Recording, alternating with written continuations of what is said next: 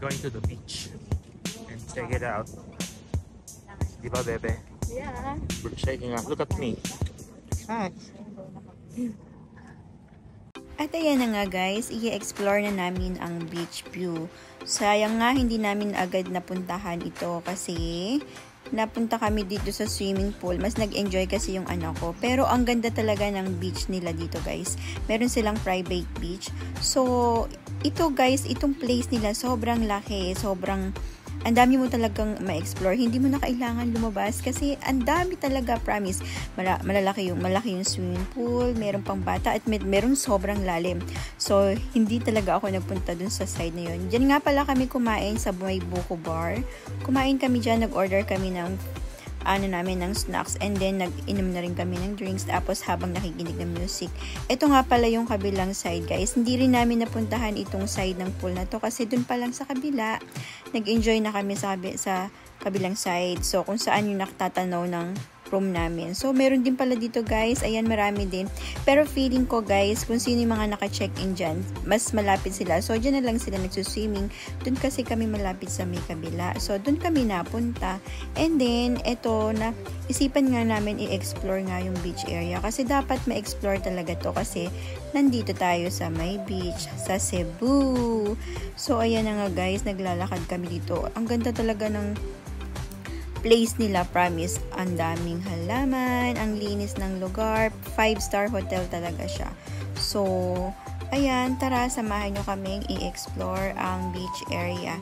And syempre, hindi kami makakapag-swimming doon, just walk lang, and then sightseeing, titingnan lang. Sayang nga lang talaga.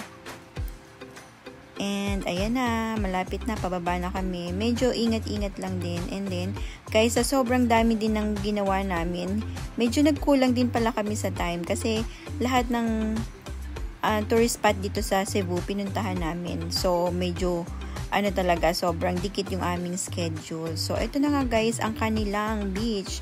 So, 'di ba guys, ang ganda. Sand pa lang is powdery na kanila ang sand. O, tapos white beach pa, 'di ba? White sand.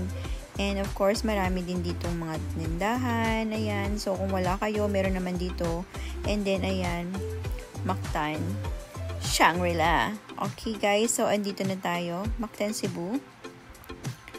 Ito nga pala guys, sayang ito yung hindi namin na-explore ng mas maaga. So, dahil yellow flag tayo ngayon, medium hazard lang. Meron lang daw konting waves at yung current medyo malakas lang ng konti. Pero, pwedeng mag-swimming. Yun ang ibig sabihin nun. So, ayan nga. Ako nagba-vlog, si daddy nagbi-video. And then, gusto sana namin magpunta dun guys. Kaya lang hindi na kaya talaga ng time. So, medyo nagmadali kami dito habang ini-explore yung area. So, ayan, sabi nga ng anak ko, sana mami nag-swimming tayo dito. Pero, mali mo, next time babalik pa kami dito. Kasi ang ganda talaga, promise. Sobrang ganda. Ang ganda talaga ng Cebu. Para siyang isang malaking Manila din. So, ayan na nga guys. Ito, hanggang dun lang pwede kang mag-swimming. Pero guys, malalim siya. Ang bilis ng pagkalalim niya dun sa gawing side na yun. Malalim na yung nakikita niyo yung mga bata. Kaya sila naka-life vest. So, yun lang guys. So, I hope nag-enjoy kayo sa aking tour. A mini tour dito sa beach area nila. So, ayan lang. That's it. See you on next Cebu. Mabuhay! Thank you so much!